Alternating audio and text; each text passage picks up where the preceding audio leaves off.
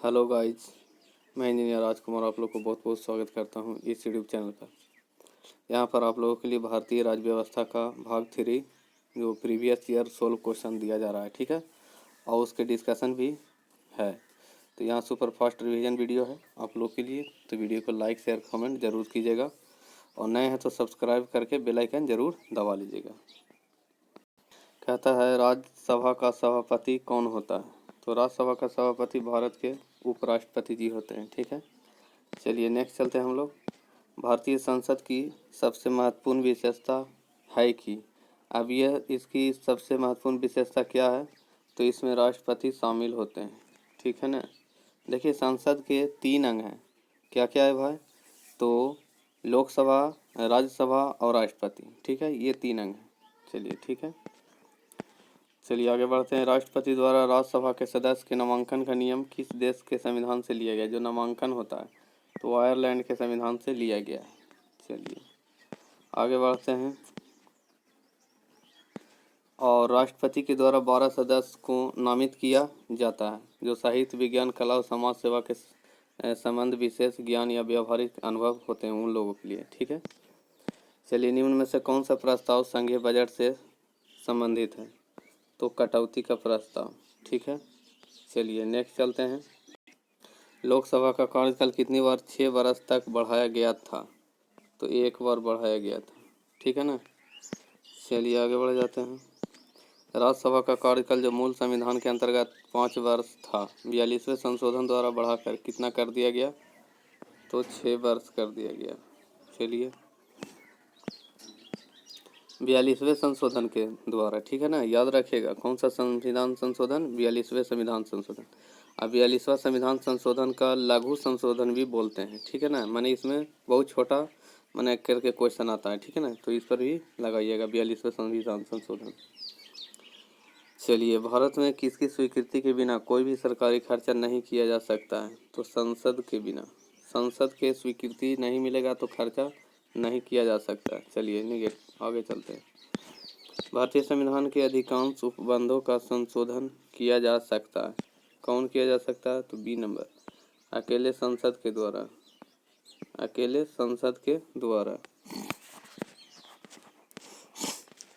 चलिए कहता है क्या है उसको थोड़ा सा डिटेल। भारतीय संविधान के अनुच्छेद 368 संविधान में संशोधन प्रक्रिया से संबंधित है। अनुच्छेद 368 2 प्रकार के संशोधन की व्यवस्था करता है। पहला विशेष बहुमत द्वारा संशोधन, दूसरा विशेष बहुमत तथा आधे राज्यों द्वारा समर्थन द्वारा संशोधन, ठीक है। आगे बढ़ते हैं। अब कहता है कुछ विशेष बहुमत तथा आधे राज्यों द्वारा समर्थन के माध्यम से संशोधित उपबंध निम्न है। राष्ट्रपति का निर्वाचन प्रक्रिया, केंद्र व राज्य कार्यकारिणी की शक्ति का विस्तार, उच्चतम न्यायालय, उच्च न्यायालय, केंद्र व राज्यों के मध्य शक्ति का विभाजन, 7वीं अनुसूची हो गया संसद में राज्यों का प्रतिनिधित्व, अनुच्छेद 368 स्वयं, ठीक है। नेक्स्ट चलिए उसमें कुछ इंपॉर्टेंट चीज़ है। मूल अधिकार संबंधी संशोधन, नीति निर्देशक तत्व संबंधी संबंध, अन्य शेष सभी उपबंधों में संशोधन जो साधारण बहुमत या विशेष बहुमत और आधे राज्यों का अनुसमर्थन की व्यवस्था में न आता हो, ठीक है। चलिए कौन सा अनुच्छेद संसद को राज्य सूची के विषय पर कानून बनाने का अधिकार देता है? तो यहाँ हो जाएगा 249, अनुच्छेद 249। चलिए कहता है केंद्रीय संसद को राज्य सूची में शामिल विधायी शक्तियों और विषयों का ग्रहण करना हो तो इस आशय का प्रस्ताव किसके द्वारा पारित किया जाता है? किसके द्वारा पारित किया जाता है? तो राज्यसभा के द्वारा। किसके द्वारा? राज्यसभा के द्वारा। चलिए अनुच्छेद 249(1) के तहत लोकसभा के निर्वाचित सदस्य की अधिकतम संख्या होती है। लोकसभा में निर्वाचित सदस्य की अधिकतम संख्या 550 होती है। चलिए नेक्स्ट चलते हैं। इसमें से 530 अनधिकृत सदस्य राज्यों में प्रादेशिक निर्वाचन क्षेत्र से आते हैं। जो राज्य के निर्वाचन क्षेत्र वहाँ से निर्वाचित होकर आते हैं 530, और 20 अनधिकृत सदस्य संघ राज्य क्षेत्र से माने केंद्र शासित राज्यों से 20 आते हैं, ठीक है ना। चलिए आगे बढ़ते हैं। 2 सदस्य आंग्ल भारतीय समुदाय से राष्ट्रपति द्वारा मनोनीत किया जाता है। जो आंग्ल समुदाय से रहते हैं 2 सदस्य रहते हैं। चलिए उत्तराखंड में कुल संसदीय सीट कितने हैं भाई? उत्तराखंड में 5 हैं, याद रखिएगा। चलिए, कहता उत्तराखंड में लोकसभा की 5 सीटें हैं एवं राज्यसभा की 3 सीटें हैं, जबकि विधानसभा की 70 सीटें हैं। तो लोकसभा 5, राज्यसभा 3 और विधानसभा 70। उड़ीसा में कुल संसदीय सीट राज्यसभा निर्वाचन क्षेत्र से तो 10 हो जाएगा। कितना है? 10 उड़ीसा में। उड़ीसा भारतीय उपमहाद्वीप के पूर्वी तट पर स्थित एक राज्य है। उड़ीसा की राजधानी भुवनेश्वर है। उड़ीसा में कुल राज्यसभा सीटें 10 हैं, जबकि लोकसभा क्षेत्र 21 हैं। त्रिपुरा में कुल संसदीय सीट माने राज्यसभा निर्वाचन क्षेत्र का संसदीय सीटें कितने हैं? तो 1 हैं। कितना? 1। कहता है त्रिपुरा में कुल संसदीय सीट राज्यसभा निर्वाचन क्षेत्र से 1 हैं, जबकि लोकसभा की 2 संसदीय सीटें हैं। चलिए, भारत में लोकसभा के लिए अधिकतम सीटें निर्धारित है। कितना है? तो 552 है। ठीक है ना, अधिकतम सीटें 552 लोकसभा के लिए। निम्नलिखित में से लोकसभा की प्रथम महिला अध्यक्ष मीरा कुमार। ठीक है, चलिए आगे बताते हैं। भारतीय संसद का जनता द्वारा निर्वाचित सदन निम्न में से कौन सा है? तो निम्न में से कौन सा है? ठीक है ना, तो बी नंबर होगा लोकसभा, जिसमें जनता के द्वारा चुना जाता है प्रतिनिधि। गैर धन विधेयक के संसद के हर सदन में कितने वाचन होते हैं? तो 3 वाचन होते हैं। कितने वाचन? 3 वाचन होते हैं। चलिए नेक्स्ट चलते हैं। 3 वाचन के विषय में जरा देख लेते हैं। गैर धन विधेयक के संसद के हर सदन लोकसभा राज्यसभा में 3 वाचन होते हैं। प्रथम वाचन विधेयक पेश करने के साथ अनुमति लेने से संबंधित होता है। द्वितीय वाचन में उनकी विस्तृत एवं बारीकी से जांच होती है। तृतीय वाचन में यदि कोई संशोधन होता है तो उसे स्वीकृत कर विधेयक का अंग बना दिया जाता है। इसके बाद केवल विधेयक पर अनुमति देने या न देने की कार्यवाही होती है। विधेयक को इसी रूप में पास करके दूसरे सदन में भेजा जाता है, जहां यही प्रक्रिया दोहराई जाती है। इसके दौरान अधिक बजट की संस्तुति की जाती है। क्वेश्चन नंबर नेक्स्ट है, इसके दौरान अधिक के बजट की संस्तुति की जाती है। तो ऑप्शन कौन हो जाएगा? तेजी के दौरान। चलिए, भारतीय संसद के कामकाज में शून्यकाल का अर्थ है। शून्यकाल का अर्थ है तो कौन हो जाएगा? तो प्रश्नकाल और अगली कार्यसूची के बीच का समय। प्रश्नकाल और अगली कार्यसूची के बीच का समय। चलिए, यानी भारतीय संसद द्वारा विश्व संसदीय प्रणाली में समाविष्ट अभिनव चर्चा प्रक्रिया शून्यकाल संसदीय कामकाज के अंतर्गत प्रश्नकाल के ठीक बाद का समय होता है। 12 बजे प्रारंभ होने के कारण इसे शून्यकाल कहा जाता है। शून्यकाल नाम 1960 और 1970 के दशक के प्रारंभिक वर्षों में समाचार पत्रों में उस समय दिया गया जब बिना पूर्व सूचना के संसद में अविलंबनीय लोक महत्व के विषय उठाने की प्रथा विकसित हुई। भारतीय संसद द्वारा विश्व संसदीय प्रणाली में कौन सी अभिनव चर्चा प्रक्रिया समाविष्ट की गई? तो क्या हो जाएगा? शून्यकाल। ठीक है ना, अभी डिटेल बता दिए। चलिए नेक्स्ट चलते हैं। कहता है संसद के सदस्यों के लिए औपचारिक रूप से निर्धारित उपकरण नहीं है। कौन है जो उपकरण नहीं है? तो शून्यकाल आंसर हो जाएगा, शून्यकाल। संसद सदस्य संसद में अपनी सदस्यता गंवा देगा यदि वह सत्रों से निरंतर अनुपस्थित रहे। 60 दिन तक अगर नहीं जाएगा यानी अनुपस्थित रहेगा तो उसकी सदस्यता खत्म हो जाएगी। चलिए नेक्स्ट चलते हैं। लोकसभा अध्यक्ष के वेतन और भत्ते कौन निर्धारित करता है? तो संसद के द्वारा। ठीक है, निम्न में कौन सा प्रशासन पर विधायी नियंत्रण के अंतर्गत नहीं आता है? तो शून्यकाल हो जाएगा, विधायी नियंत्रण के अंतर्गत नहीं आता। चलिए आगे बढ़ते हैं हम लोग। ऐसे व्यक्ति कौन है जो राज्यसभा के सदस्य होते हुए राज्यसभा लोकसभा दोनों में बोल सकते हैं? चलिए, तो कौन हो जाएगा? वे मंत्री जो राज्यसभा के सदस्य हैं। चलिए आगे बढ़ते हैं। राष्ट्रीय कोष का विरक्षक कौन सा अंग है? विधानमंडल। कौन सा अंग है? विधानमंडल। हाउस ऑफ द पीपुल को लोकसभा का नाम किस वर्ष दिया गया? तो 1954 में दिया गया। ठीक है, वेरी वेरी इंपॉर्टेंट ये सब है। आशा करता हूँ कि आप लोग को अच्छा लग रहा होगा और इस वीडियो को लास्ट तक ज़रूर देखिएगा। देखिए लास्ट तक देखिएगा तो अच्छा क्वेश्चन आपको कवर हो जाएगा। देखिए सभी प्रीवियस ईयर क्वेश्चन पूछा गया है तो सब तो इम्पोर्टेंट ही होगा, तो इसलिए आप इसको ज़रूर देखिए, ठीक है ना। और चलिए ठीक है, नेक्स्ट चलते हैं। हाउस ऑफ द पीपुल के लिए 14 मई 1954 को लोकसभा नाम अपनाया गया था। पहले हाउस ऑफ द पीपुल था, उसके बाद 14 मई 1954 को लोकसभा नाम कर दिया गया। तो इसमें भी याद रखिएगा कब बनाया गया, लोकसभा कहा गया। इसके पहले लोकसभा के पहले हाउस ऑफ द पीपुल था नाम, उसके बाद लोकसभा कहा गया कब, 14 मई 1954 को। पहले अविश्वास प्रस्ताव और दूसरे अविश्वास प्रस्ताव के बीच कितना अंतर होना चाहिए, तो यहाँ पर तो लगभग 6 महीना होना चाहिए, ठीक है। ऑप्शन में अभी इसको हम क्लियर कर देते हैं कैसे होता है ये। देखिए लोकसभा के नियमों के अधीन मंत्रिपरिषद के प्रति अविश्वास प्रस्ताव एक ही सत्र में एक से अधिक बार नहीं लाया जा सकता, परंतु यह 2 सत्र के बीच की अवधि पर निर्भर करता है। 2 सत्रों के मध्य अधिकतम अंतराल 6 माह हो सकता है, परंतु यह अंतराल कम भी हो सकता है, जैसा कि समानता होता है। इस प्रकार 2 अविश्वास प्रस्ताव को 2 सत्रों में प्रस्तुत किया जा सकता है, जिनके बीच की अवधि 6 माह हो सकती है, परंतु यह 6 माह से कम या अधिक भी हो सकती है, जो कि उन 2 सत्रों के अंतराल पर निर्भर करता है। संसद और संविधान साधन नहीं है। कौन सा साधन नहीं है, विधिक के न्याय विधिक न्याय के साधन नहीं है, ठीक है, विधिक न्याय के। चलिए आगे बढ़ते हैं। भारत के प्रधानमंत्रियों का निम्नलिखित में से सबसे पहले कौन थे, तो सबसे पहले जवाहरलाल नेहरू, उसके बाद इंदिरा गांधी, ठीक है ना, उसके बाद मोरारजी देसाई और चरण सिंह होंगे, ठीक है। ऑप्शन कौन हो जाएगा इसका, इसका ऑप्शन सी हो जाएगा, 2 1 3 4, 2 1 3 4, ठीक है ना, 2 1 3 4 ऐसे याद रखिएगा। चलिए पहले जवाहरलाल नेहरू, फिर इंदिरा गांधी, फिर मोरारजी देसाई, फिर चरण सिंह, तो याद रखिएगा।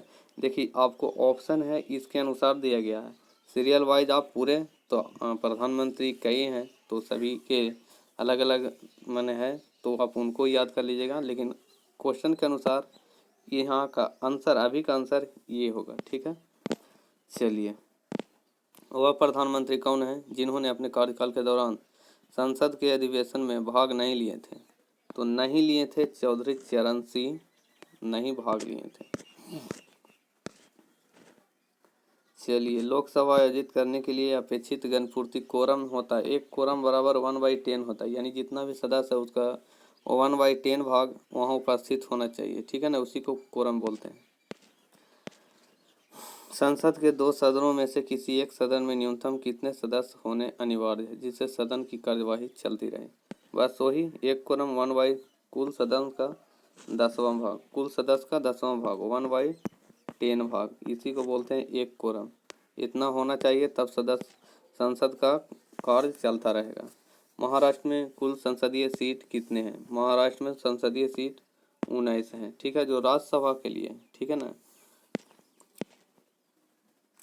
चलिए और कहता है लोकसभा के 48 सीटें हैं, तो याद रखिएगा राज्यसभा के 19 सीट और लोकसभा के 48 सीटें। लोकतंत्र की महत्वपूर्ण विशेषता निम्न में से किसको प्रमुखता देने की है, तो नागरिक की प्रमुखता देने की है, ठीक है। चलिए नेक्स्ट चलते हैं। इसके पहले और भी वीडियो दिया गया है तो आप उसको भी जाके देख सकते हैं, ठीक है ना। और वीडियो को लाइक शेयर कमेंट जरूर कीजिएगा, ठीक है, नए हैं सब्सक्राइब कर लीजिएगा।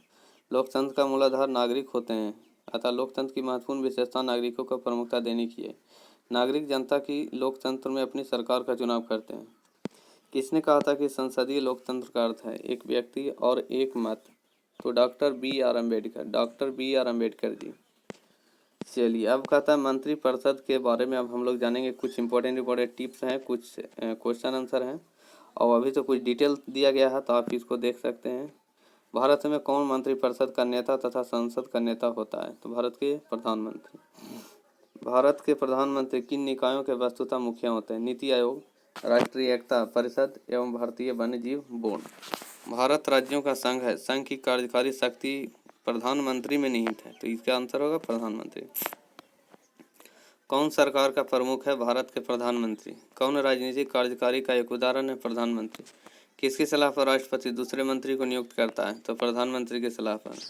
भारत में केंद्रीय मंत्रियों को गोपनीयता की शपथ किसके द्वारा दिलाई जाती है, भारत के राष्ट्रपति द्वारा।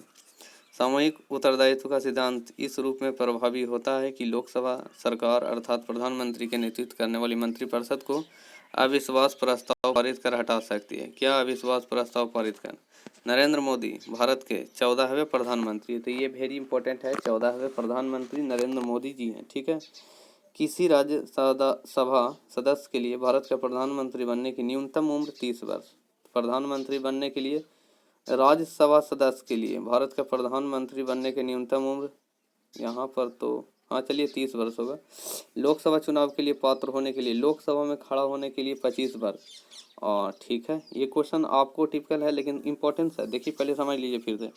किसी राज्यसभा सदस्य के लिए और राज्यसभा सदस्य के लिए भारत का प्रधानमंत्री बनने की न्यूनतम उम्र क्या है? 30 वर्ष। राज्यसभा के सदस्य के लिए 30 वर्ष है और लोकसभा के सदस्य के लिए 25 वर्ष। तो ऐसा याद रखिएगा। भारत के प्रधानमंत्री की सेवानिवृत्त होने की उम्र क्या है? कोई सीमा नहीं। कोई भी व्यक्ति भारतीय प्रधानमंत्री के रूप में अधिकतम कितनी बार सेवारत हो सकता है? कोई सीमा नहीं। मनोहर पर्रिकर भारत के कौन थे? चलिए प्रश्नकाल का जो आंसर है मनोहर पर्रिकर देश के रक्षा मंत्री थे। वर्तमान में मनोहर पर्रिकर गोवा के मुख्यमंत्री हैं। तो गोवा के मुख्यमंत्री मनोहर पर्रिकर। अभी अप टू डेट तो हम नहीं बता सकते हैं लेकिन करंट में आपको बता दिया जाएगा। ठीक है ना। तो आप वहाँ पर जाके प्लेलिस्ट में जाके आप करंट देख सकते हैं कि कहाँ के कौन मुख्यमंत्री हैं। ठीक है ना। तो आप इसको देख लीजिएगा। राष्ट्रपति मंत्रिपरिषद के सदस्य को कैसे बर्खास्त कर सकते हैं? प्रधानमंत्री की सिफारिश पर। राष्ट्रपति किसके परामर्श से संसद के सभी सत्र आयोजित और स्थगित करते हैं? प्रधानमंत्री के। एकात्मक सरकार में समस्त ताकत किसके हाथ में होती है? केंद्रीय सरकार के। मंत्रिपरिषद की बैठक की अध्यक्षता कौन करता है? प्रधानमंत्री करता है। तो भारत के प्रधानमंत्री बनने के लिए अपेक्षित न्यूनतम आयु क्या होती है? 25 वर्ष। चलिए नेक्स्ट चलते हैं हम लोग। तो योजना आयोग का अध्यक्ष कौन होता है? तो योजना आयोग का अध्यक्ष होता है प्रधानमंत्री। कहता है भारत में अवशिष्ट शक्तियाँ निहित है। किस में निहित है? केंद्रीय सरकार में। केंद्रीय सरकार में निहित है। संसदीय प्रकार की सरकार में वह बराबर बालों में पहला होता है, वह कौन है? वह है प्रधानमंत्री। ठीक है। किसने प्रधानमंत्री को समकक्षों में प्रथम कहा है? मोरले में समकक्षों ने प्रथम कहा, मोरले। चलिए नेक्स्ट चलते हैं। मंत्रिमंडलीय तानाशाही का विचार किसकी देन है? म्यूर हो जाएगा। क्या हो जाएगा? म्यूर का। चलिए किसने मंत्रिमंडलीय पद्धति को राज्य रूपी जहाज का स्टीयरिंग व्हील कहा है? Steering wheel. तो कौन हो जाएगा? म्यूर ने कहा है स्टीयरिंग व्हील। ठीक है ना। कहता राज रूपी जहाज का स्टीयरिंग व्हील कहा है किसे? म्यूर ने कहा है। चलिए भारत में प्रधानमंत्री तब तक अपने पद पर रहता है जब तक उसे प्राप्त होता है, क्या प्राप्त होता है? लोकसभा का विश्वास। लोकसभा का विश्वास प्राप्त होता है।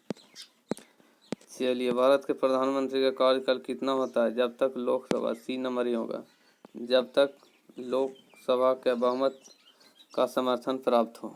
ठीक है ना। चलिए नेक्स्ट चलते हैं। सरकारी आयोग का गठन किस विषय पर रिपोर्ट देने के लिए किया गया था? तो बी नंबर होगा, केंद्र राज्य संबंध। वह प्रधानमंत्री कौन था जिसे संसद ने मतदान द्वारा अपदस्थ कर दिया था? कौन हो जाएगा? बीपीसी।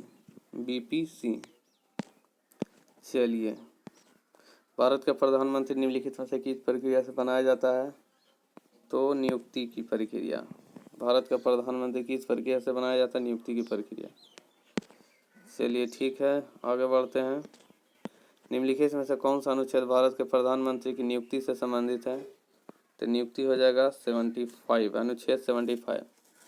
देखिए इंपॉर्टेंट चीज़ है ना कि जैसे भारत के प्रधानमंत्री बहुमत दल के नेता होते हैं, जो लोकसभा सदस्य होते हैं। ठीक है ना। उन्हीं में से बहुमत दल के नेता को चुना जाता है और उनकी नियुक्ति करते हैं राष्ट्रपति जी। ठीक है ना। तो इसीलिए उनको नियुक्ति कहा गया। ठीक है, कन्फ्यूजन खत्म। नेक्स्ट चलते हैं। भारत के प्रथम उप प्रधानमंत्री कौन थे? उप प्रधानमंत्री कौन है बाबू? तो सरदार वल्लभ भाई पटेल उप प्रधानमंत्री थे। ठीक है ना। और गृह मंत्री भी थे। ठीक है, आगे बता देते हैं। केंद्रीय मंत्री परिषद का पद और सदस्यता कौन निर्धारित करता है? तो भारत के राष्ट्रपति। ठीक है।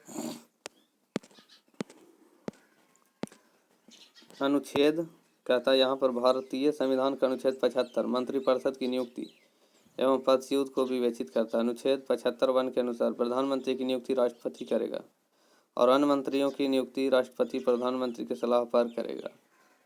अनुच्छेद 75(2) के अनुसार ये सभी राष्ट्रपति के प्रसाद पर्यंत पद धारण करेंगे, मैंने राष्ट्रपति जब तक चाहेंगे जब तक। किसी उच्च न्यायालय के न्यायाधीश की पेंशन प्रभारित की जाती है। कहाँ से की जाती है? भारत के संचित निधि से। भारत के संचित निधि से, आंसर बी। चलिए नेक्स्ट चलते हैं हम लोग।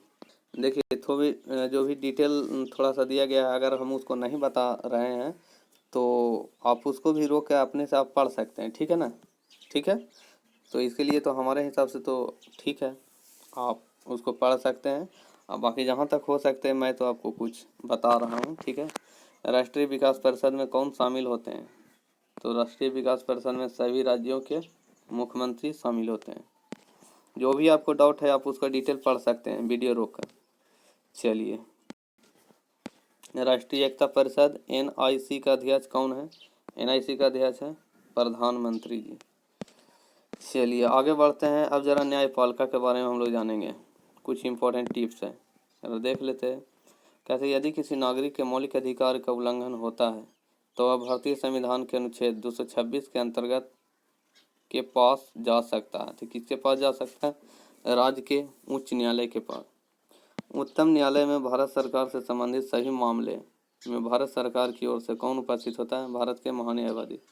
भारतीय संविधान का कौन सा स्तंभ उसका अंतिम व्याख्या करता है या व्याख्याता है? तो न्यायपालिका। 5 जनवरी 2018 को लोकसभा ने उच्च न्यायालय तथा सर्वोच्च न्यायालय न्यायाधीश वेतन तथा सेवा की शर्तें संशोधन विधेयक 2017 पारित किया। यह विधेयक में संशोधन करना चाहता है उच्च न्यायालय न्यायाधीश सेवा का वेतन तथा शर्तें अधिनियम 1954। ठीक है। चलिए नेक्स्ट चलते हैं हम लोग। 5 जनवरी 2018 को लोकसभा ने उच्च न्यायालय तथा उच्चतम न्यायालय न्यायाधीश वेतन तथा सेवा की शर्तें संशोधन विधेयक 2017 पारित किया। इस विधेयक में भारत के मुख्य न्यायाधीश CJI का वेतन लगभग प्रतिमाह 2.80 लाख यानी 2,80,000 रुपये तक बढ़ाने का प्रस्ताव किया है। उसको याद रखिएगा 2.80 लाख। ठीक है ना? चलिए 5 जनवरी 2018 को लोकसभा ने उच्च न्यायालय तथा उच्चतम न्यायालय न्यायाधीश यानी वेतन एवं सेवा की शर्तें संशोधन विधेयक 2017 पारित किया। विधेयक भारत के मुख्य न्यायाधीश की पेंशन को प्रतिवर्ष अधिकतम कितनी राशि तक संशोधित करने की अनुशंसा करती है? 16,80,000 रुपये। 16,80,000 रुपये। खाली स्थान है के फैसले भारत के बाकी सभी न्यायालय को मानने के लिए, तो भारत के उच्चतम न्यायालय के जो फैसले होते हैं भारत के सभी न्यायालय को मानने के लिए बाध्य हैं। चलिए, खाली स्थान का अर्थ है कि कुछ मुकदमों की सुनवाई सीधे सर्वोच्च न्यायालय कर सकती है। ऐसे मुकदमों में पहले निचली अदालतों में सुनवाई जरूरी नहीं है। मौलिक क्षेत्र कहता है ऐसे मुकदमों में पहले निचली अदालतों में सुनवाई जरूरी नहीं है। तो मौलिक क्षेत्राधिकार का अर्थ है, यानी इसका आंसर हो जाएगा मौलिक क्षेत्राधिकार। इनमें से कौन से अधिकार क्षेत्र के तहत कोई भी व्यक्ति जिसके मौलिक अधिकार का उल्लंघन हुआ है समाधान के लिए सीधे सर्वोच्च न्यायालय जा सकता है? याचिका का न्यायिक क्षेत्र। याचिका का न्यायिक क्षेत्र। किस न्यायालय के फैसले को देश के बाकी सभी न्यायालय को बाध्यकारी होते हैं? उच्चतम न्यायालय। भारतीय संविधान का अनुच्छेद 222 एक न्यायाधीश का एक उच्च न्यायालय से दूसरे में स्थानांतरण किससे संबंधित है? राज्य सरकार से। भारतीय संविधान का अनुच्छेद 228 कुछ मामलों का उच्च न्यायालय में स्थानांतरण किससे संबंधित है? राज्य सरकार से। उन प्रथम महिला का नाम बताएं जो भारत के किसी राज्य के उच्च न्यायालय की मुख्य न्यायाधीश बनी थी? लीला सेठ, जो भारत के किसी राज्य के उच्च न्यायालय की मुख्य न्यायाधीश बनी थी। ठीक है ना? तो सबसे पहले तो लीला सेठ। लोक अदालत के लक्ष्य क्या हैं? कमजोर वर्ग के लिए न्याय सुनिश्चित करना, मामलों को बड़ी मात्रा में निपटाना, लागत और देरी को न्यूनतम करना। भारत के संविधान की व्याख्या करने का अंतिम प्राधिकार किस संस्था को है? भारत के उच्चतम न्यायालय को। अधीनस्थ न्यायालयों का पर्यवेक्षण कौन करता है? उच्च न्यायालय। कहता है औपनिवेशिक भारत में एक संघीय अदालत की स्थापना के अधिनियम के अंतर्गत की जाती है? तो 1935 अधिनियम के अंतर्गत की जाती है। चलिए, भारत के मुख्य न्यायमूर्ति का नाम है। भारत के मुख्य न्यायमूर्ति हैं, यहाँ पर जैसे क्वेश्चन के हिसाब से दिया गया है तो सरोज होमी कापाड़िया, लेकिन ये अप टू डेट नहीं है। ये अप टू डेट नहीं है, अप टू डेट में है अभी कोई बोबड़े जी हैं, ठीक है ना, श्री अरविंद बोबड़े, ठीक है ना, श्री अरविंद बोबड़े। तो अभी भारत के मुख्य न्यायाधीश हैं अरविंद बोबड़े, तो याद रखिएगा यहाँ पर अरविंद अरविंद बोबड़े, ठीक है ना, अरविंद बोबड़े, जो भी याद रखिए अरविंद बोबड़े, ठीक है। चलिए, और थोड़ा सा डिटेल बता देते हैं। 12 मई 2010 को देश के 38वें मुख्य न्यायाधीश के रूप में पदभार ग्रहण किए। कौन? ये अभी जो है सरोज होमी कापाड़िया, सरोज होमी कापाड़िया 38वें थे। और वर्तमान में जस्टिन रंजन गोगोई भारत के 46वें मुख्य न्यायाधीश थे। अभी नहीं है, बस थे 46वें। और 47वें अभी रंजन श्री बोबड़े हैं, सॉरी अरविंद बोबड़े, ठीक है ना। इनका कार्यकाल 3 अक्टूबर 2018 से, किनका? रंजन गोगोई का, और 17 नवंबर 2019 तक था। रंजन गोगोई थे 2019 तक, वो 2019 के बाद अभी जो है अरविंद बोबड़े जी हैं, ठीक है। तो याद रखिएगा अरविंद बोबड़े अभी अप टू डेट में। भारतीय उच्च न्यायालय के न्यायाधीश की नियुक्ति कौन करता है? तो राष्ट्रपति जी करते हैं, ठीक है। चलिए आगे जरा बताते हैं। मध्य प्रदेश उच्च न्यायालय की पीठ स्थित है मध्य प्रदेश जबलपुर में है, याद रखिएगा। इसके बारे में भी हम करंट में बता दिए हैं, तो आप उसको भी जाकर देख सकते हैं, ठीक है ना। चलिए, कौन सा न्यायालय है जो किसकी क्षेत्र के अनुलग्न में आते हैं, किसकी क्षेत्र के अनुरक्षण में आते हैं, किनका क्या पीठ है, ये सभी चीज़ बता दिया गया करंट अफेयर में, तो आप जाके देख सकते हैं, ठीक है ना। सर्वोच्च न्यायालय के न्यायाधीश किस आयु में सेवानिवृत्त होते हैं? तो यहाँ पर हो जाएगा 65 वर्ष, 65 वर्ष की आयु में सेवानिवृत्त हो जाते हैं। चलिए, उच्चतम न्यायालय के न्यायाधीश किस आयु तक अपने पद पर बने रहते हैं? कितने पद पर रहते हैं? कितने? 65 वर्ष तक, याद रखिएगा। उच्चतम न्यायालय के मुख्य न्यायाधीश की अधिवर्षिता आयु क्या है? 65 वर्ष है। निम्न में से कौन सी रीट ऐसी है जो केवल किसी सरकारी पदाधिकारी के विरुद्ध लागू की जा सकती है? तो यहाँ पर हो जाएगा, कोई सरकारी के लिए परमादेश होता है, कोई सरकारी पदाधिकारी है और उस पर कोई रीट जारी करना है, तो परमादेश जो रीट होता है उसी को लागू करता है। कौन भाई? सर्वोच्च न्यायालय, ठीक है ना। इसका मतलब है कि कोई गलती कर रहा है या किसी प्रकार के कोई प्रॉब्लम उसके पास है या पदाधिकारी से हो जा रहा है, तो उनको एक आदेश दिया जाता है, ठीक है ना, उसी को बताते हैं परमादेश। भारत के उच्चतम न्यायालय को प्राप्त है, भारत को उच्चतम न्यायालय को क्या प्राप्त है? मूल, अपीलीय और परामर्शदायी अधिकार क्षेत्र। मूल है, अपीलीय और परामर्शदायी अधिकार क्षेत्र, ठीक है। चलिए, अंतिम अपीलीय न्यायालय कौन सा है? अंतिम अपीलीय न्यायालय कौन सा है? उच्चतम न्यायालय, ठीक है। कहता है खाली स्थान का मतलब है कि सर्वोच्च न्यायालय मामले और उसमें शामिल कानूनी मुद्दों पर पुनः विचार करेगा। अपीलीय क्षेत्राधिकार, अपीलीय क्षेत्राधिकार। तो इस तरह से कुछ है। संविधान के अनुच्छेद 132-36 के, संविधान के जो अनुच्छेद है 132 से 136 के मध्य सर्वोच्च न्यायालय के अपीलीय अधिकारिता संबंधी प्रावधान दिए गए हैं, ठीक है ना। चलिए नेक्स्ट चलते हैं। भारतीय संविधान का अंतिम व्याख्याता कौन करता है? सर्वोच्च न्यायालय। संविधान के अनुच्छेद 132, 133 एवं 228 में संविधान की व्याख्या करने का अंतिम अधिकार सर्वोच्च न्यायालय को दिया गया है। उच्च न्यायालय में से ऐसे मुकदमों को जिनमें संविधान की व्याख्या का प्रश्न निहित हो, सर्वोच्च न्यायालय में निर्णय हेतु भेजे जाने की व्यवस्था की गई है। संविधान की व्याख्या कौन करता है? संविधान की व्याख्या न्यायपालिका करता है। खाली स्थान का मतलब है कि भारत के राष्ट्रपति किसी सार्वजनिक हित संबंधी मामले को या जिसमें संविधान की व्याख्या शामिल हो से सलाह के लिए सर्वोच्च न्यायालय के पास भेज सकते हैं। तो कौन हो जाएगा आंसर? यहाँ सलाहकार न्यायिक क्षेत्र के लिए, सलाहकार न्यायिक क्षेत्र, ठीक है, तो याद कर लीजिएगा। चलिए हम लोग नेक्स्ट चलते। भारतीय संविधान का अभिरक्षक कौन है? अभिरक्षक है भारत के मुख्य न्यायाधीश, भारत के मुख्य न्यायाधीश। कहता है भारत के उच्चतम न्यायालय के केंद्र और राज्यों के बीच विवाद का निपटारा करने की शक्ति किसके अंतर्गत आती है? मौलिक अधिकारिता के अंतर्गत। मौलिक अधिकारिता के अंतर्गत भारत में उच्चतम न्यायालय के न्यायाधीश के रूप में नियुक्ति के लिए निम्नलिखित में से कौन सी अर्हता अनिवार्य नहीं है? कौन सी अनिवार्य नहीं है? आयु कम से कम 35 वर्ष, कोई जरूरी नहीं, ये गलत हो जाएगा, बी नंबर गलत है। ठीक है, आगे बढ़ते हैं। चलिए नेक्स्ट चलते हैं। उच्च न्यायालय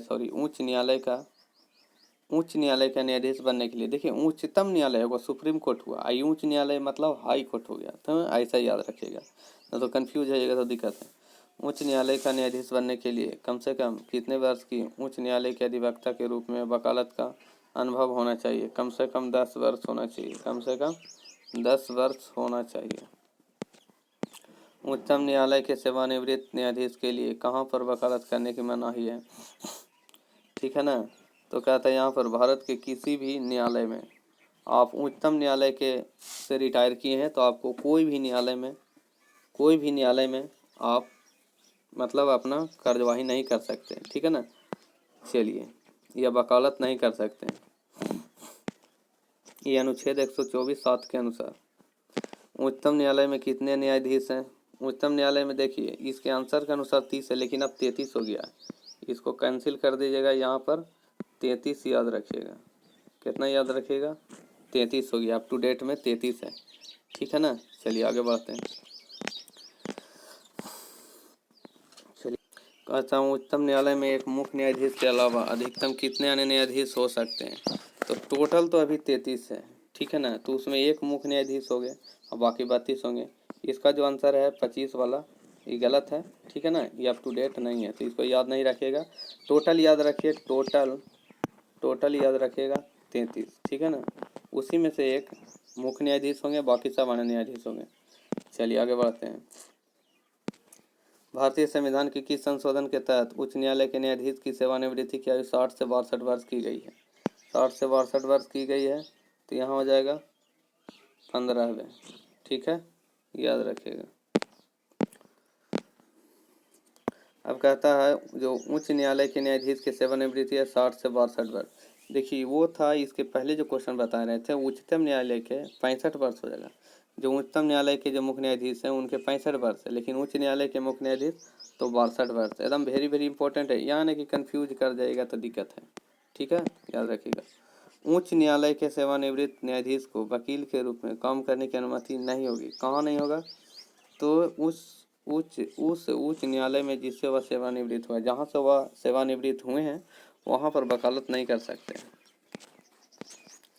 चलिए आगे चलते हैं। राज्य के लिए एक निर्वाचन याचिका का निर्णय करने का अधिकार किसको है? तो उच्च न्यायालय को है। किसको है? उच्च न्यायालय को। न्यायपालिका द्वारा बनाए गए कानून को कहते हैं निर्णय विधि। सबसे पहले किस उच्च न्यायालय ने घोषणा की कि बंद असंवैधानिक है? तो केरल। कौन हो जाएगा? केरल। कहता है उच्चतम न्यायालय में ने किस मामले में मौलिक अधिकार की प्रमुखता राजनीति के निर्देशक सिद्धांत से ऊपर स्थापित है? तो गोलकनाथ का मामला। चलिए, कहता है गोलकनाथ बनाम पंजाब राज 1967 के मामले में उच्चतम न्यायालय द्वारा मौलिक अधिकारी को नीति निर्देशक सिद्धांतों के ऊपर वरीयता प्रदान की गई है। कहता है निम्नलिखित में से मूल अधिकारों का संरक्षण कौन करता है? तो न्यायपालिका करता है, ठीक है, न्यायपालिका करता है। उच्च न्यायालय में अपील की जा सकती यदि सत्र न्यायालय ने दंड दिया हो। अब देखिए इसका आंसर आपको डी पे बता देते हैं, 7 वर्ष से अधिक का दंड दिए जाने पर। तो यहाँ पर ऑप्शन आपको नहीं है, इसके क्रिमिनल प्रोसीजर कोड CRPC कहता है ना, PC धारा, ठीक है ना, तो की धारा को बोलते हैं CPC का मतलब होता है क्रिमिनल प्रोसीजर कोड। याद रखिएगा, कभी पूछ देता है कि धारा 374(2) के अनुसार सत्र न्यायालय द्वारा 7 वर्ष से अधिक का दंड दिए जाने पर उच्च न्यायालय में अपील की जा सकती है, ठीक है। उच्च न्यायालय के न्यायाधीश को उनके कार्यकाल समाप्त होने से पहले ही अक्षमता अथवा सिद्ध कदाचार के आधार पर उनके कार्यालय से किसके द्वारा हटाया जा सकता है? तो संसद के दोनों सदनों की सिफारिश पर राष्ट्रपति के द्वारा। जब दोनों संसद के दोनों सदन, लोकसभा राज्यसभा दोनों सिफारिश दे देंगे और राष्ट्रपति जी जाके साइन मार देंगे तो उनका काम बन जाएगा। इस तरह से वो हट जाएंगे। ठीक है, चलिए आगे बढ़ जाते हैं। और वो भी 2/3 बहुमत होना चाहिए, समर्थन उसके बीच में जो भी होना चाहिए 2/3 होना चाहिए, तब आगे वो काम होगा। उच्च न्यायालय के न्यायाधीश को कौन हटा सकता है? विशेष बहुमत से पारित संसद के प्रस्ताव पर राष्ट्रपति जी। अगर संसद के प्रस्ताव हो जाएगा और विशेष मत उनको मिल जाएगा तब राष्ट्रपति जी उनको हटा देंगे। ठीक है, चलिए आगे बढ़ते हैं। भारतीय संविधान में न्यायिक पुनरीक्षण आधारित है, तो यहाँ हो जाएगा विधि द्वारा स्थापित प्रक्रिया, विधि द्वारा स्थापित प्रक्रिया। चलिए, भारतीय संविधान के किस अनुच्छेद के अंतर्गत केंद्रीय प्रशासनिक अधिकरण के निर्णय को उच्चतम न्यायालय में चुनौती दी जा सकती है? कौन सी धारा है? तो यहाँ 323A के अनुसार। ठीक है, आपका था 323A अधिकरण संबंधी उपबंध करता है कि इस अनुच्छेद के अंतर्गत केंद्रीय प्रशासनिक अधिकरण कैट के निर्णय को उच्चतम न्यायालय में अनुच्छेद 136 विशेष इजाजत से अपील के तहत चुनौती दी जा सकती है। जिला न्यायालयों के न्यायाधीश की नियुक्ति किसके द्वारा की जा सकती है? तो राज्यपाल के द्वारा। किसके द्वारा? राज्यपाल के द्वारा। चलिए अब जरा नेक्स्ट चलते हैं हम लोग। नेशनल ग्रीन ट्रिब्यूनल किससे संबंधित मामलों को देखता है? तो पर्यावरण संरक्षण, वन। देखिए ग्रीन आ रहा है तो पर्यावरण संरक्षण, वन संरक्षण हो जाएगा। ग्रीन के लिए याद रखिएगा, ठीक है, नेशनल ग्रीन ट्रिब्यूनल। चलिए नेक्स्ट चलते हैं हम लोग। निम्नलिखित में से मिलान कीजिए। कार्य क्षेत्र किसका किसका कार्य क्षेत्र है? ठीक है ना, ठीक है, कार्य क्षेत्र किसका किसका है? कहता है कार्य क्षेत्र देखिए पांडिचेरी, पांडिचेरी, अंडमान निकोबार द्वीप समूह, लक्षद्वीप, दमन द्वीप। चलिए इसका आंसर कौन हो जाएगा जरा देख लेते हैं। ये नंबर 3412, 3412, 3412। देखिए वन में हो जाएगा, सॉरी वन में हो जाएगा पांडिचेरी, थोड़ा सा छिप रहा है तो जरा दिखा देते हैं। 3 के लिए पांडिचेरी, यानी पांडिचेरी के लिए मद्रास हो जाएगा, और बी के अंडमान निकोबार के लिए कलकत्ता हो जाएगा, लक्षद्वीप के लिए हो जाएगा केरल हो जाएगा, दमन द्वीप के लिए होगा बम्बई हो जाएगा। तो ये आपके रहे, ठीक है। वो यहाँ पर हो जाएगा ये नंबर माने क्लियर, याद रखिएगा, ठीक है, याद रखिएगा। ये आपको करंट अफेयर में भी बता दिया गया है, ठीक है ना। तो आप उसको ज़रूर से ज़रूर प्लेलिस्ट में जाके करंट अफेयर देख लीजिए, ठीक है ना, पूरा टोटल देख लीजिए ताकि उसमें आपको मिल जाएगा आंसर, ठीक है। देखिए यहाँ पर कुछ आपके लिए इम्पोर्टेंट है, आप इसको पढ़ सकते हैं। चलिए ठीक है, पढ़ लीजिएगा।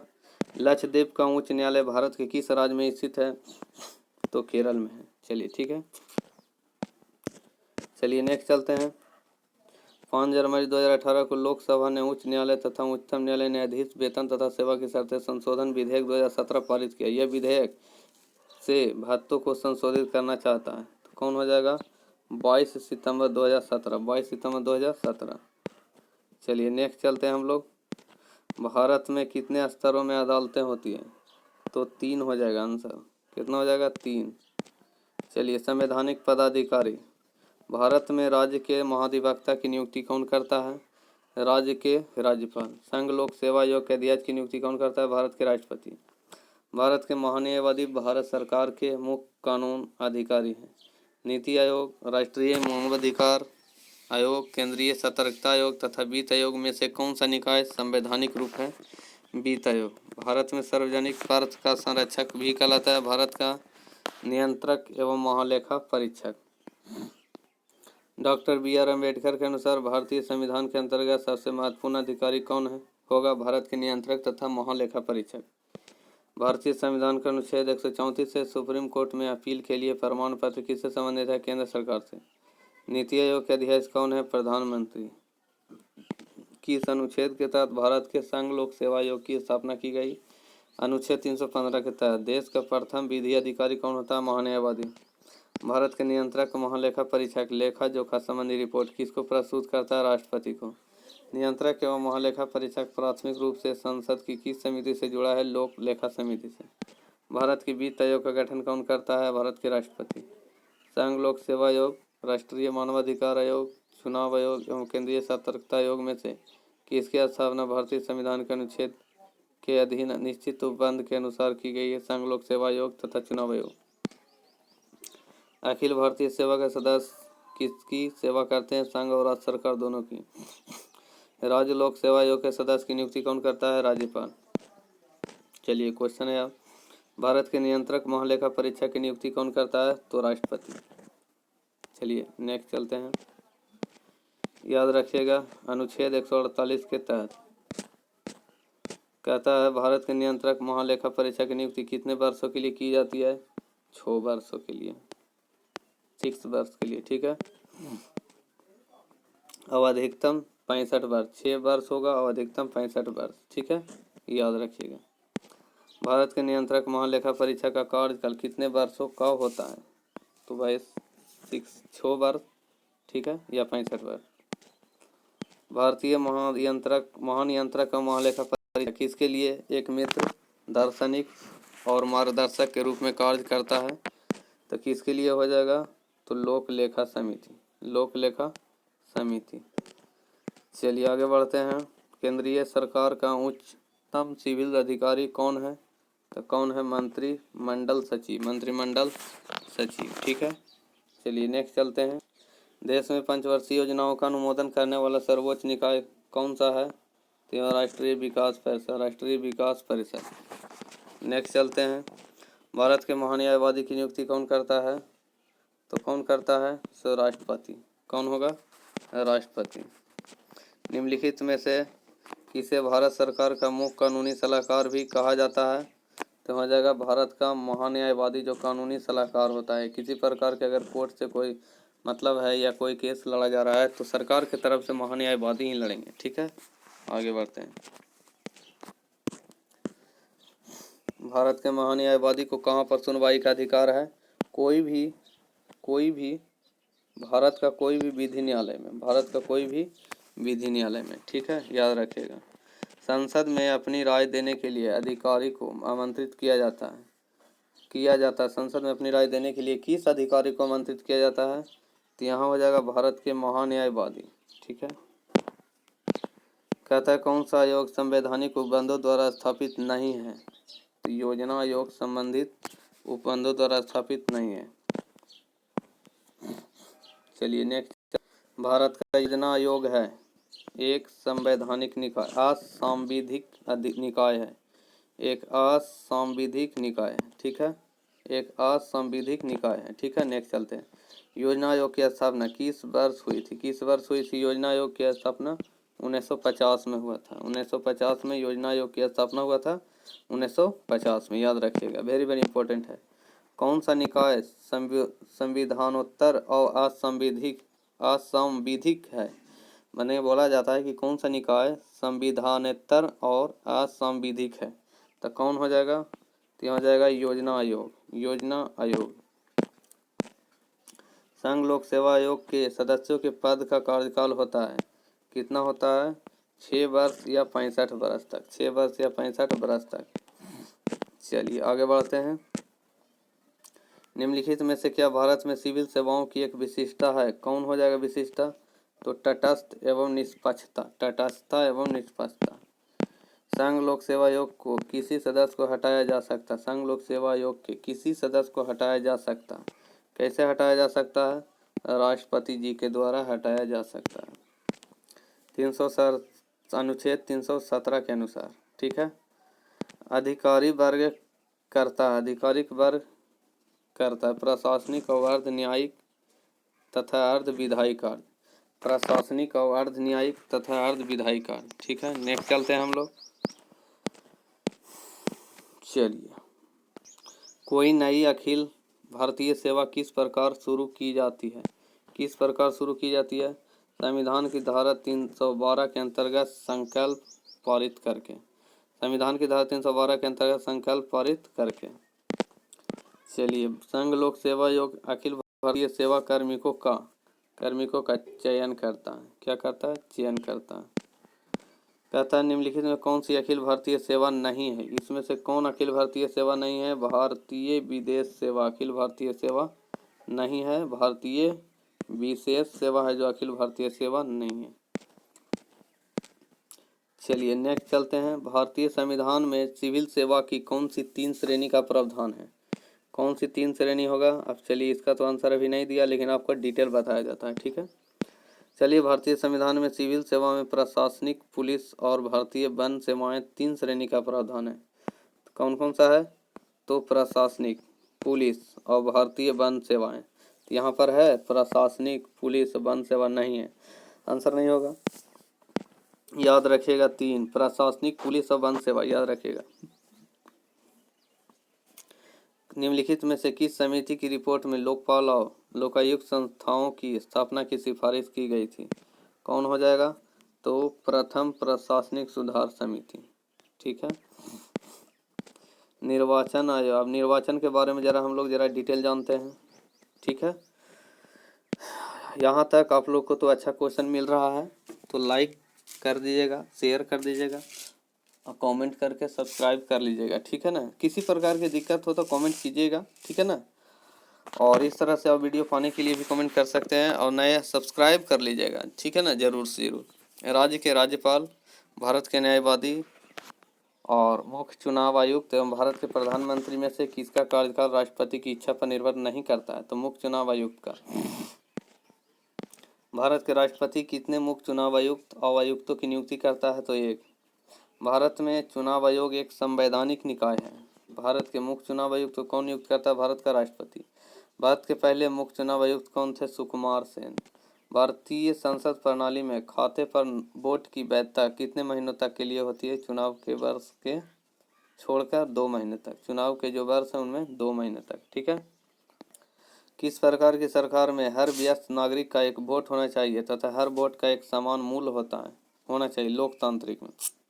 भारतीय संविधान के कौन से भाग में चुनावों के बारे में दिया हुआ है? भाग 15 में। यहाँ पर भाग 15 है, ठीक है, 15वां में, याद रखिएगा, ठीक है। 15 बोला गया है। वह निश्चित क्षेत्र जहाँ रहने वाले सभी मतदाता अपना प्रतिनिधि चुनते हैं, निर्वाचन क्षेत्र।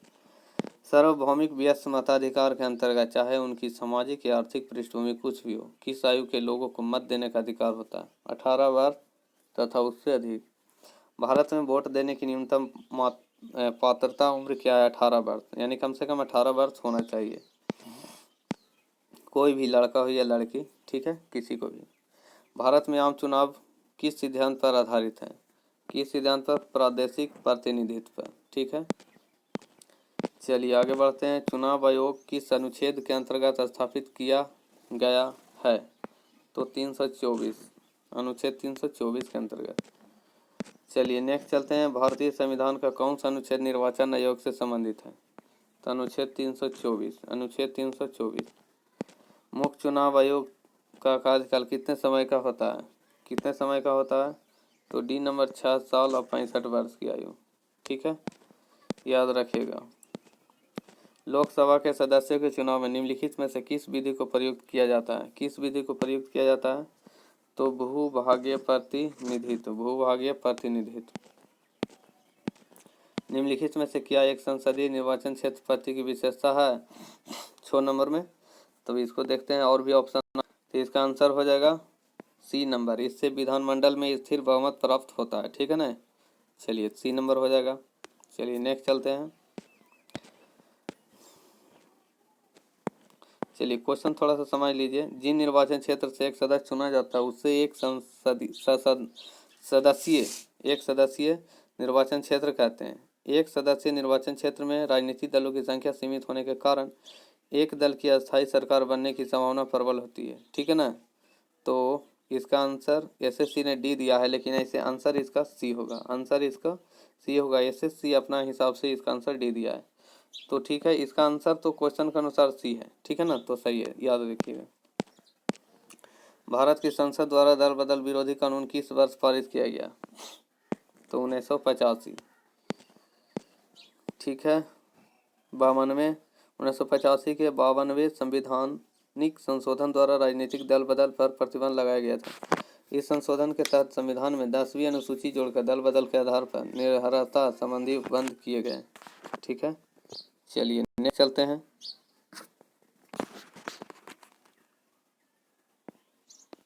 भारतीय संविधान का कौन सा अनुच्छेद निर्वाचन आयोग से संबंधित है? तो अनुच्छेद 324। ठीक है, नेक्स्ट चलते हैं। मुख्य चुनाव आयुक्त का कार्यकाल कितने समय का होता है? मुख्य चुनाव आयुक्त का कार्यकाल 6 साल या 65 साल की उम्र तक का होता है। ठीक है, चलिए, कहता मताधिकार से क्या अभिप्राय है? तो यहाँ पर हो जाएगा वोट देने का अधिकार। ठीक है, नेक्स्ट चलिए। 21 का था, भारत में मताधिकार की आयु 21 वर्ष थी, परंतु 61वें संविधान संशोधन 1988 द्वारा अनुच्छेद 326 में संशोधन कर 28 मार्च 1989 से लागू इसे 21 वर्ष से घटाकर 18 वर्ष कर दिया गया। तो कोई पूछ देगा कि कौन से संविधान संशोधन में, तो 61वें संविधान संशोधन याद रखिएगा। ठीक है, संविधान के किस संशोधन द्वारा मतदान की आयु 21 वर्ष से घटाकर 18 वर्ष कर दी गई? 61वें संविधान संशोधन। अभी बताएं, 61 संविधान संशोधन के द्वारा। चलिए, नेक्स्ट चलते हैं हम लोग। भारत में नागरिकों के लिए निर्धारित मत देने की न्यूनतम आयु क्या है? अभी 18 वर्ष है, पहले 21 वर्ष था, अब 18 वर्ष कर दिया गया। किस संविधान संशोधन विधेयक में मतदान की उम्र 21 वर्ष से घटाकर 18? 61वां संविधान संशोधन। मताधिकार एक प्रकार से क्या है?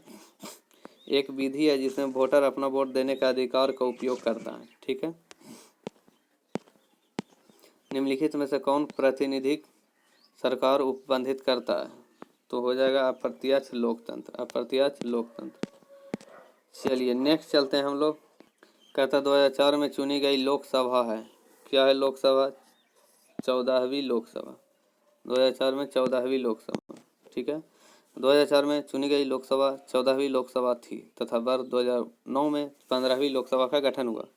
15वीं लोकसभा का कार्यकाल 26 मई 2014 को समाप्त हो गया। 26 मई 2014 को 16वीं लोकसभा का गठन हुआ। कहता है विधानसभा निर्वाचन क्षेत्र के लिए निर्वाचन पर व्यय की अधिकतम सीमा फरवरी 2011 में बढ़ाकर कर दी गई 16 लाख। देखिए, थोड़ा सा इम्पोर्टेंट है कि आप लोग थोड़ा सा इससे कंफ्यूज हो जाएगा, बोलिएगा कि अभी तो 14वें राष्ट्र प्रधानमंत्री हैं, मान लिया जाए है ये हैं, 14वें प्रधानमंत्री नरेंद्र मोदी जी। तो यहाँ पर आप 15वीं लोकसभा और 14वीं लोकसभा कैसे हो गया, 16वीं लोकसभा कैसे हो गया?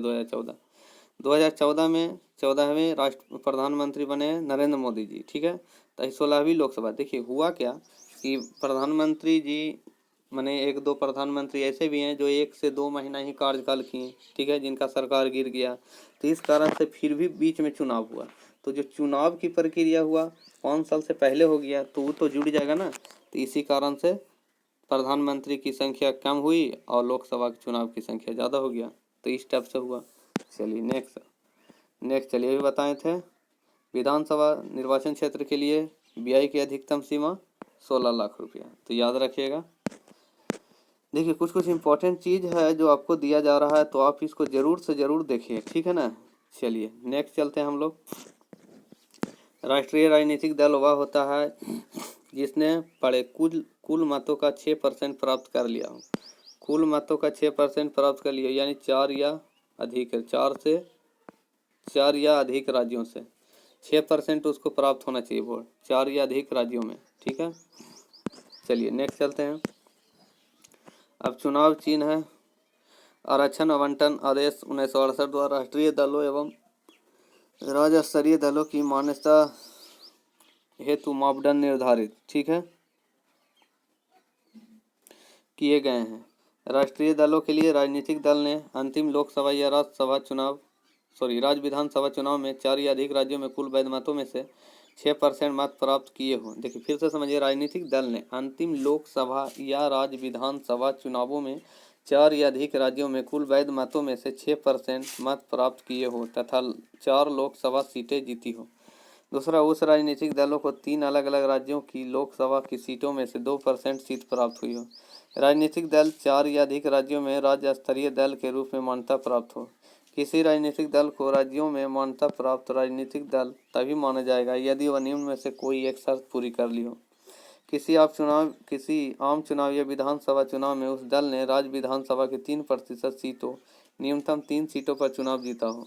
उपरोक्त कथित चुनावों में उस राजनीतिक दल ने उस राज्य के हिस्से के प्रति 25 लोकसभा सीटों पर 1 लोकसभा सीट जीती हो।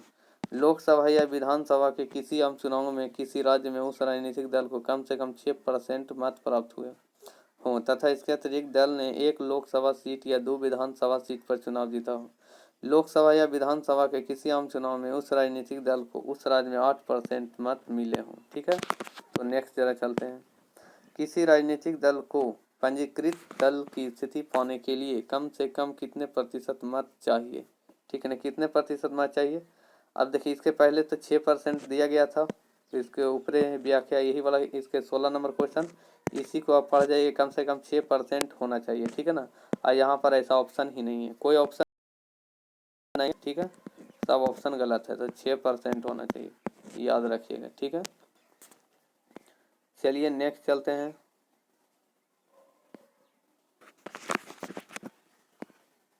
कहता है लोकसभा अथवा विधानसभा के किसी चुनाव प्रत्याशी की जमानत राशि कब जब्त कर ली जाती। जमानत राशि कब जब्त कर ली जाएगी। इसका ऑप्शन डायरेक्ट डी नंबर होगा। वह कुल मतदान के 1/6 मत भी प्राप्त नहीं कर पाता हो। ठीक है, डी नंबर होगा। चलिए, संसद के चुनावों में मत देने का अधिकार किसे है। कानूनी अधिकार है। मत देने का अधिकार क्या है, कानूनी अधिकार है। किस दल ने 2 वर्ष के समय में 2 प्रधानमंत्री दिए। किस दल ने, तो जनता दल ने। ठीक है, 11वीं लोकसभा में HD देवगौड़ा। ठीक है, वेरी वेरी इंपॉर्टेंट है, जो इसके पहले क्वेश्चन हम बता रहे थे। 1 जून 1996 से 21 अप्रैल 1997, कुल 324 दिन। देखिए कितना दिन रहे, 324, मात्र 324 दिन। वीरेंद्र कुमार गुजराल 21 अप्रैल 1997 से 19 मार्च 1998, 332 दिन। समझिए, माने साल भर भी नहीं बढ़िया से। 2 वर्ष के समय में एक ही दल, जनता दल यानी यूनाइटेड फ्रंट के 2 प्रधानमंत्री हैं। बताइए, ये साल भर में 2 हो गए। ठीक है ना, मान लीजिए एक सेशन में, यानी 5 साल का होता है, 5 साल के बीच में 2 प्रधानमंत्री बन गए। ठीक है, और दोनों का पद ज़्यादा दिन नहीं चला, तो इस तरह से तो लोकसभा चुनावी माने लोकसभा सत्र तो आगे तक बढ़ेगा, बट उसमें प्रधानमंत्री की संख्या कम हो जाएगी। तो इस टाइप से हुआ। ठीक है ना। अक्टूबर-नवंबर 2005 में हुए आम चुनाव में बिहार की विधानसभा में सबसे अधिक सीटें निम्नलिखित में से किस पंजीकृत राजनीतिक दल को मिली। किन्हें मिला बाबू, तो भारतीय जनता पार्टी को। ठीक है, नेक्स्ट चलते हैं।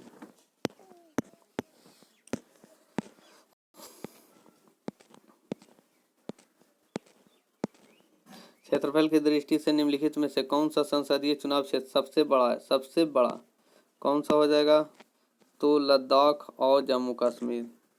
देखिए, अब इस पर थोड़ा डिटेल बता देते हैं। अभी चुनाव क्षेत्र बताया गया है, तो देखिए जो जम्मू कश्मीर और लद्दाख है, यहाँ पर जम्मू कश्मीर में 370 धारा लगा हुआ था, लेकिन इसको अब ख़त्म कर दिया गया। 370 धारा को हटा दिया गया है। ठीक है ना, और जम्मू कश्मीर को और लद्दाख को एक अलग स्टेट बनाया गया है, माने केंद्र शासित राज्य बनाया गया है। ठीक है ना, लद्दाख को और जम्मू कश्मीर को केंद्र शासित राज्य बनाया गया है, जिसको मिला के अब 28 राज्य हो गए हैं टोटल, और 9 केंद्र शासित राज्य बन गए हैं। ठीक है, तो ये आप याद रखिएगा। ठीक है, आगे बढ़ते हैं। चलिए, निम्नलिखित में से द्रविड़ कजगम के संस्थापक कौन थे। तो यहाँ हो जाएगा पेरियार ईवी रामास्वामी नाइकर। पेरियार ईवी रामास्वामी नाइकर, याद रखिएगा। चलिए आगे। भारत के प्रथम मुख्य निर्वाचन आयुक्त कौन थे। सुकुमार सेन। सुकुमार सेन जी होंगे। ठीक है, भारत के पहले चुनाव आयुक्त थे, कौन थे, डॉक्टर सुकुमार सेन। संवैधानिक राजसी का अर्थ है। संवैधानिक राजसी का अर्थ है संविधान द्वारा प्राप्त शक्ति के अनुसार राजा के द्वारा शक्तियों का प्रयोग। संविधान द्वारा प्राप्त शक्ति के अनुसार राजा के द्वारा शक्ति का प्रयोग। ठीक है, यही संवैधानिक राजसी का अर्थ है। भारत का दूसरा मुख्य निर्वाचन आयुक्त कौन था या कौन थे। के के सुंदरम। चलिए नेक्स्ट चलते हैं हम लोग। श्री एन गोपाल स्वामी की सेवानिवृत्ति के बाद मुख्य चुनाव आयुक्त का पद किसने संभाला था। नवीन चावला ने। सूची 1-2 को मिलान करना है। ठीक है ना, तो देखिए कौन हो जाएगा आंसर? D number 4123। 4 हो जाएगा 1 2 3। याद रखिएगा। लोकसभा सदस्य व्यस मतदान द्वारा निर्वाचित लोकसभा सदस्य होते हैं जो व्यस मतदान द्वारा निर्वाचित होते हैं। राष्ट्रपति निर्वाचन मंडल द्वारा निर्वाचित होते हैं। उपराष्ट्रपति संसद द्वारा निर्वाचित होते हैं। अध्यक्ष या स्पीकर लोकसभा द्वारा निर्वाचित होते हैं। तो याद रखिएगा। चलिए नेक्स्ट चलते हैं। चुनावों के दौरान राजनीतिक दलों और उम्मीदवारों द्वारा अनुपालन किए जाने वाली आदर्श आचरण संहिता है। क्या आदर्श आचरण संहिता है? तो लोक प्रतिनिधित्व अधिनियम 1951 में निर्दिष्ट है। चलिए नेक्स्ट चलते हैं।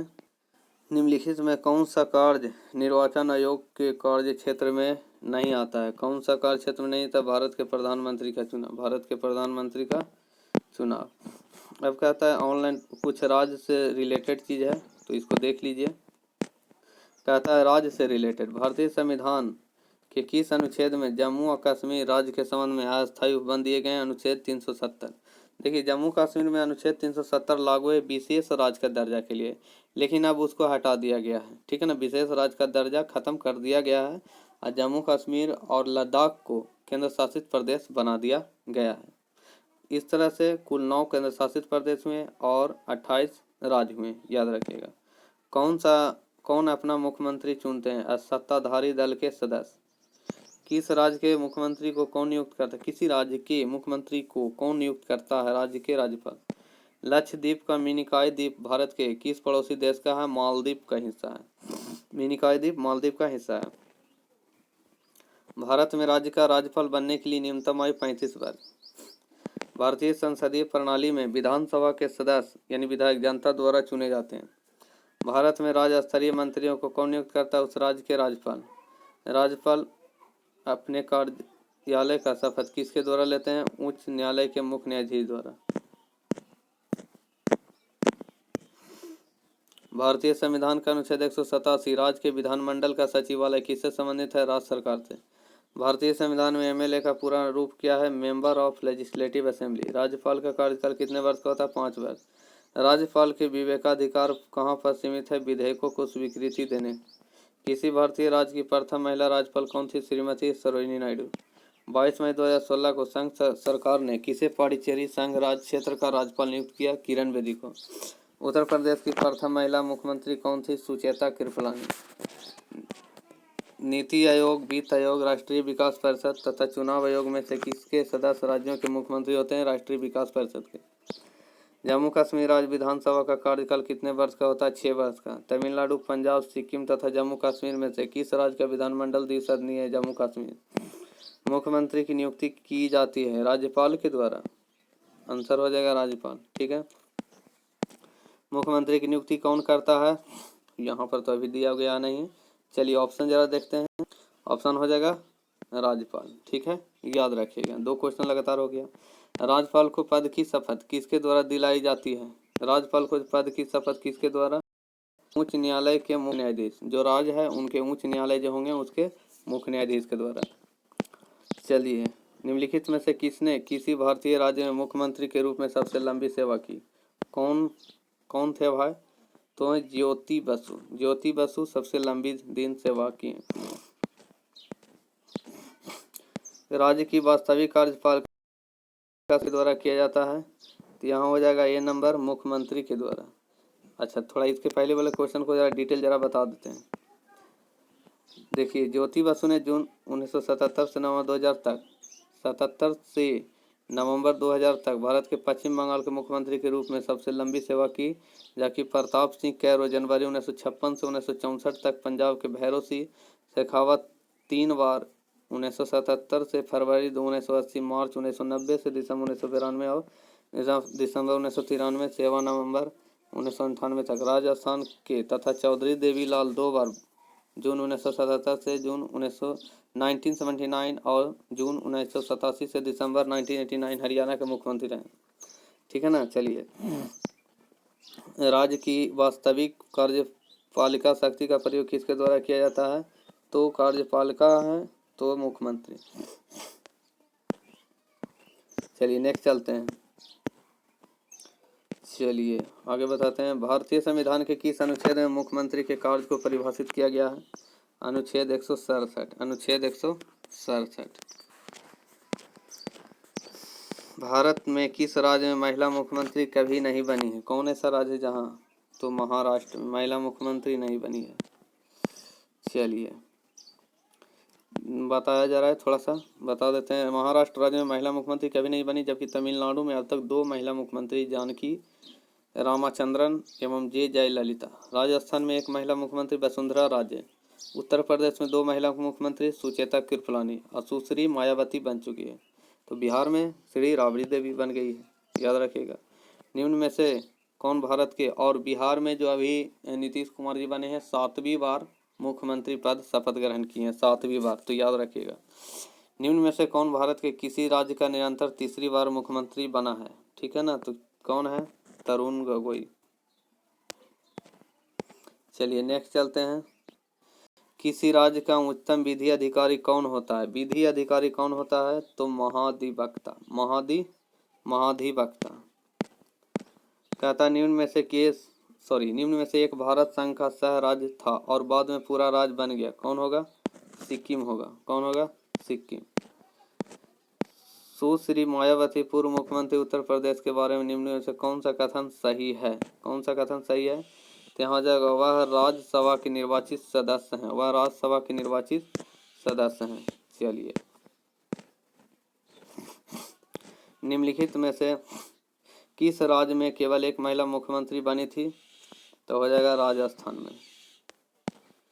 चलिए राज्य विधानसभा तथा लोकसभा में महिलाओं के लिए आरक्षण बिल में कितने आरक्षण की बात कही गई?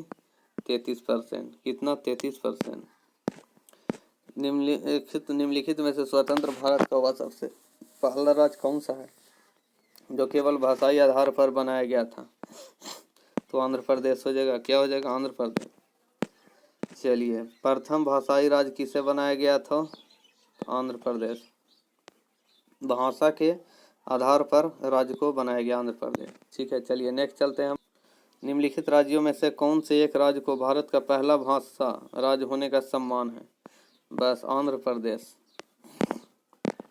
वह पहला राज्य कौन सा है जिसमें परिसीमन के अधीन मतदान कराया? तो कौन हो जाएगा? कर्नाटक। और आंध्र प्रदेश है। आंध्र प्रदेश सबसे ज़्यादा घना जंगल राज्य है, तो आंध्र प्रदेश में, ठीक है ना। तो सबसे ज़्यादा घना जंगल आंध्र प्रदेश, याद रखिएगा। गिर गुजरात के लिए है, ठीक है, याद रखिएगा। राज्यों को भाषाई आधार पर कब पुनर्गठित किया गया था? तो 1956 में, 1956 ईस्वी में। किस वर्ष भाषाई आधार पर राज्य का पुनर्गठन किया गया था? तो 1956 में। कहता निम्नलिखित में से संविधान का वह अनुच्छेद कौन सा है जो जम्मू कश्मीर को विशेष राज्य का दर्जा 370 पूछ सकता है, लेकिन 370 हटा दिया गया, लेकिन खैर क्वेश्चन पूछ देगा, कोई दिक्कत नहीं।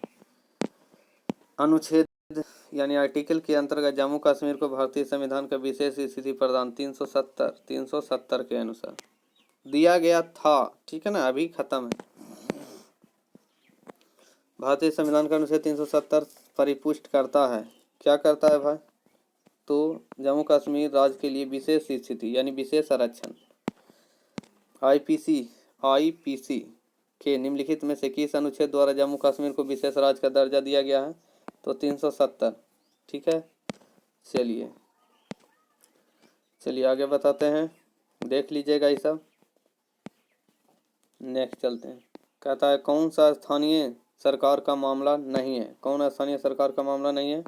कानून और व्यवस्था। चलिए आगे बढ़ते हैं। 73वें संविधान संशोधन विधेयक के अंतर्गत स्थानीय सरकार के मामले हैं। राज्य सरकार के संबंध में स्थानीय सरकार किसका प्रयोग करती है? तो प्रत्यायोजित प्राधिकार, ठीक है।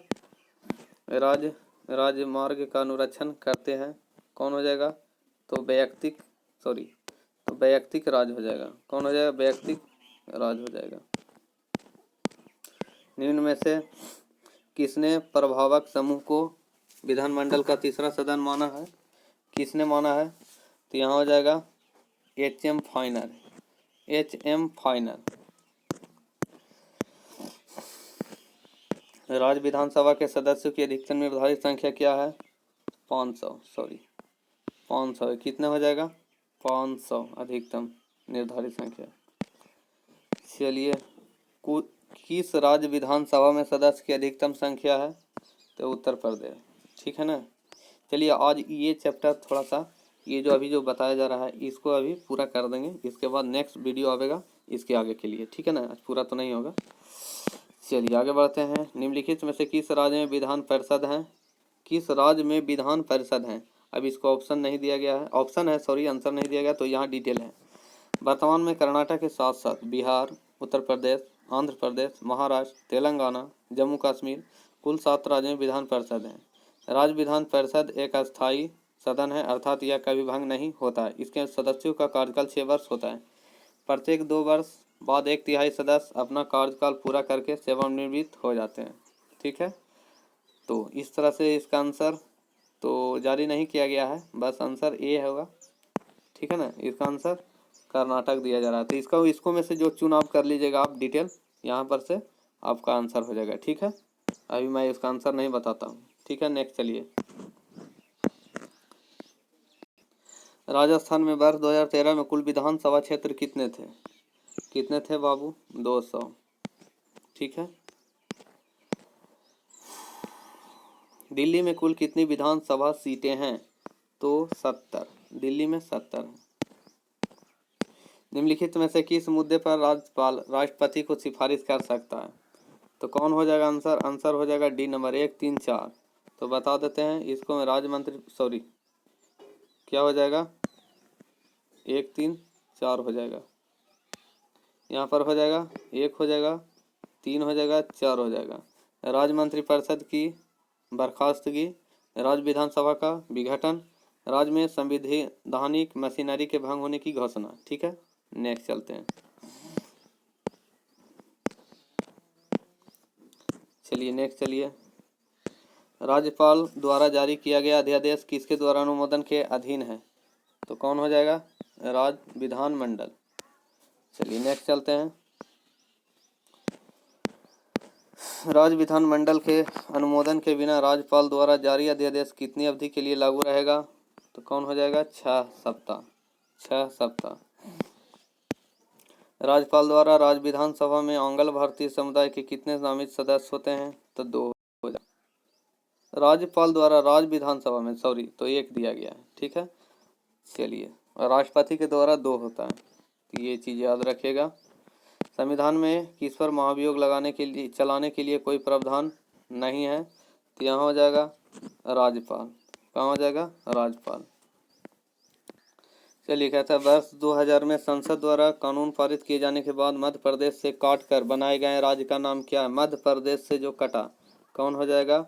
मध्य प्रदेश से बना है छत्तीसगढ़। मध्य प्रदेश से बना है छत्तीसगढ़। चलिए, कब बना है थोड़ा सा देख लीजिए। 28 अगस्त 2000 को राष्ट्रपति ने उत्तर प्रदेश, मध्य प्रदेश और बिहार को विभाजित करके 2000 ईस्वी को 3 राज्य बना था ना। देश में 3 नए राज्यों का क्रमशः उत्तरांचल, छत्तीसगढ़, झारखंड के गठन से संबंधित विधेयकों को मंजूरी प्रदान की। 1 नवंबर 2000 को छत्तीसगढ़, 9 नवंबर 2000 को उत्तरांचल और 15 नवंबर 2000 को झारखंड। याद रखिएगा, डेट तिथि याद रखिएगा। ठीक है, 2000 तो याद रखिएगा, कन्फर्म 2000 को याद रखना है, लेकिन नवंबर 1 नवंबर, 9 नवंबर, 15, 1 नवंबर छत्तीसगढ़, 9 नवंबर उत्तरांचल, उसे 15 नवंबर झारखंड। किस राज्य का नाम हाल में परिवर्तित किया गया है? हाल ही में परिवर्तित किया गया है, तो उड़ीसा का नाम परिवर्तित किया गया, ओडिया नाम दिया गया, ओडिया नाम दिया गया उड़ीसा से। ठीक है, उड़िया भाषा को। किस अनुच्छेद के अनुसार राज्य विधान परिषद बनाई या समाप्त की जा सकती है? यहाँ हो जाएगा अनुच्छेद 169, 169 के अनुसार। चलिए, अभी लंबा है क्वेश्चन, अच्छा कोई बात नहीं है, आ गया है। राज्य विधानसभा में धन विधेयक किसकी पूर्व अनुमति से प्रस्तुत किया जा सकता है? तो कौन हो जाएगा? राज्य का राज्यपाल, राज्य के राज्यपाल।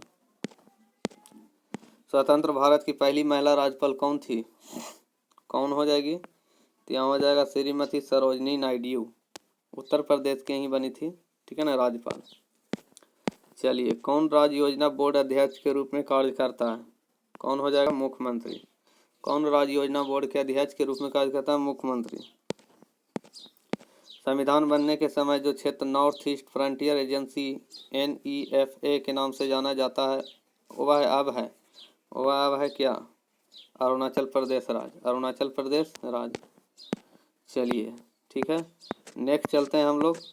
चलिए इस तरह से हम लोग कुछ इंपॉर्टेंट क्वेश्चन हो गया है। तो अब अगला हम चलेंगे संवैधानिक अनुसूची, ठीक है ना। तो आशा करता हूँ कि वीडियो को लाइक कीजिएगा, और नहीं तो ज़्यादा बड़ा वीडियो हो जाएगा तो अच्छा नहीं लगता है, ठीक है ना। तो खैर टाइप्स बाय टाइप्स भाग 1 2 3 इस तरह से अगला नेक्स्ट बनेगा भाग 4 बनेगा। तो इसके लिए आप वीडियो को लाइक कर दीजिएगा और शेयर कर दीजिएगा, सब्सक्राइब करके बेल आइकन जरूर दबा लीजिएगा। देखिए ये सभी क्वेश्चन एग्जाम में पूछा गया क्वेश्चन है SSC में, ठीक है ना। तो इसलिए आप लोगों के लिए इम्पोर्टेंट है, ठीक है। चलिए थैंक यू, जय हिंद, जय भारत।